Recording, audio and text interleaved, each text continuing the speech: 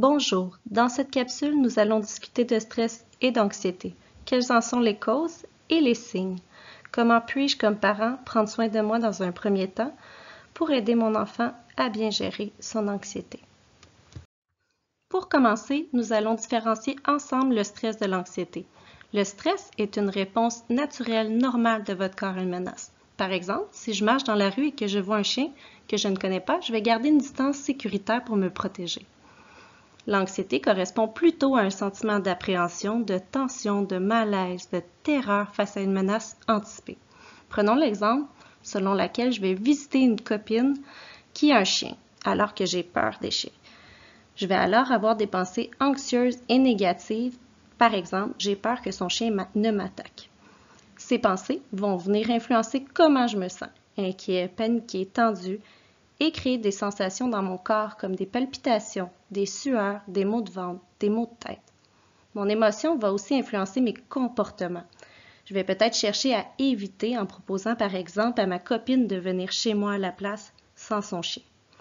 Il faut savoir que l'anxiété, bien qu'elle est désagréable, elle n'est ni nocive ni dangereuse. Elle est en effet normale. Tous les gens vont vivre de l'anxiété. Elle est aussi nécessaire à la survie et à l'adaptation.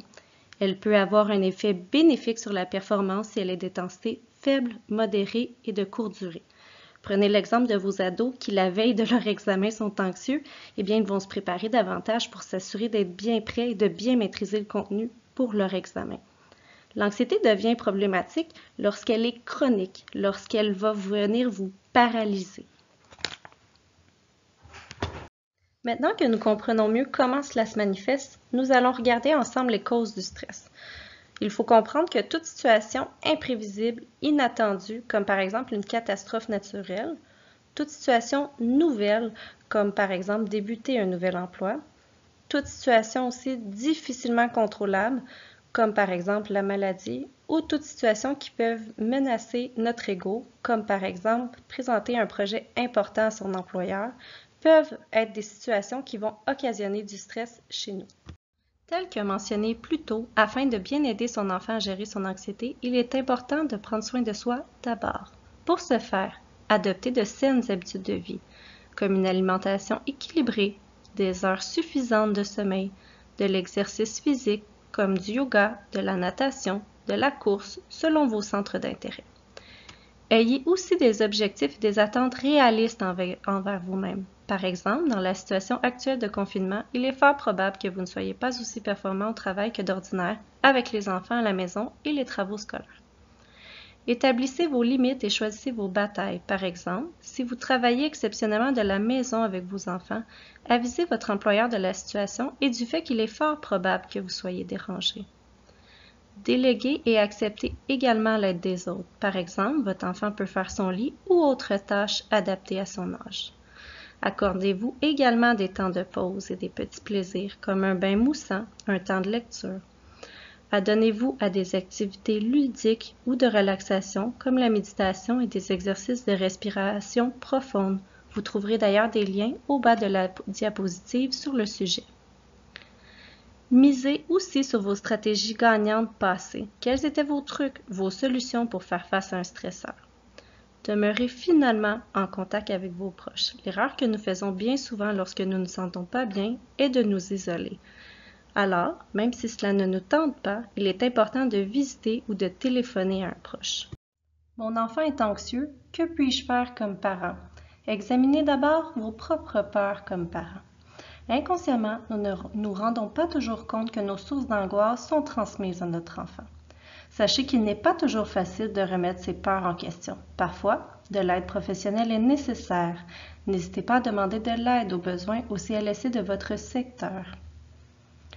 Aidez aussi votre enfant à reconnaître son émotion. Par exemple, en lui disant « Je sens que tu trouves ce projet difficile et que tu es nerveux de ne pas bien réussir.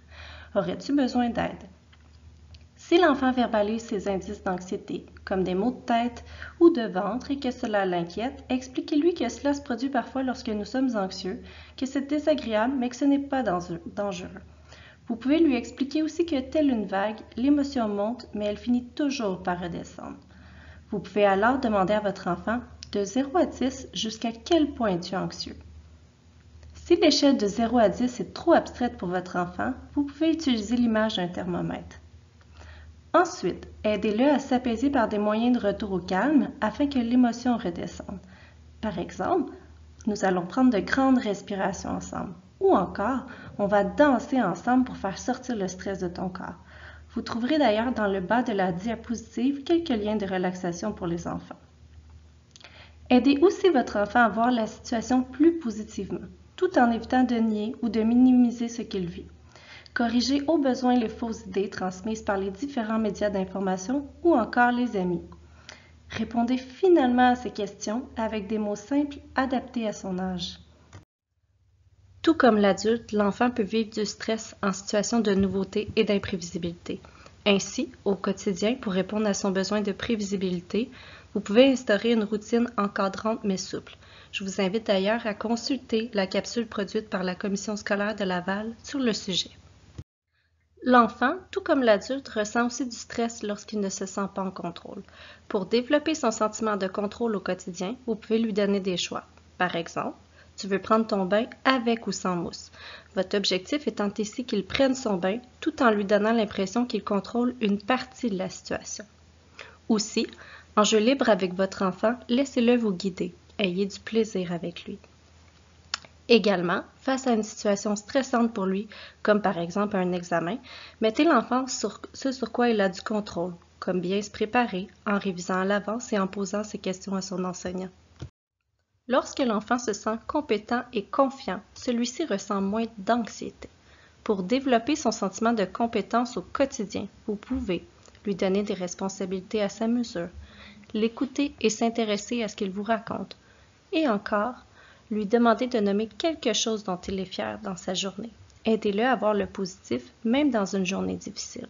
Par exemple, vous pouvez lui dire « C'est vrai que tu étais nerveux de commencer un nouveau sport, mais tu as persévéré, je suis très fière de toi. » Et que faire lorsque vous êtes confronté au fameux « Je ne suis pas capable » des enfants? Tout d'abord, suivez et pratiquez ces 4 étapes. Identifiez avec lui le problème. Identifiez les stratégies essayées. Trouvez ensemble des solutions. Et finalement, démontrez comment faire à l'enfant. Vous pouvez aussi lui rappeler ses défis et ses succès passés. Félicitez-le de ses efforts. Au quotidien, nommez vos propres erreurs et dédramatisez la situation. Donnez l'exemple en persévérant face à des difficultés. Sachez que vous êtes un modèle pour votre enfant. Vous pouvez aussi donner l'exemple de personnalités connues. Il arrive que même les grands joueurs de hockey font des erreurs. Finalement, lorsqu'il s'agit de travaux scolaires, communiquez avec l'enseignant de votre enfant au besoin.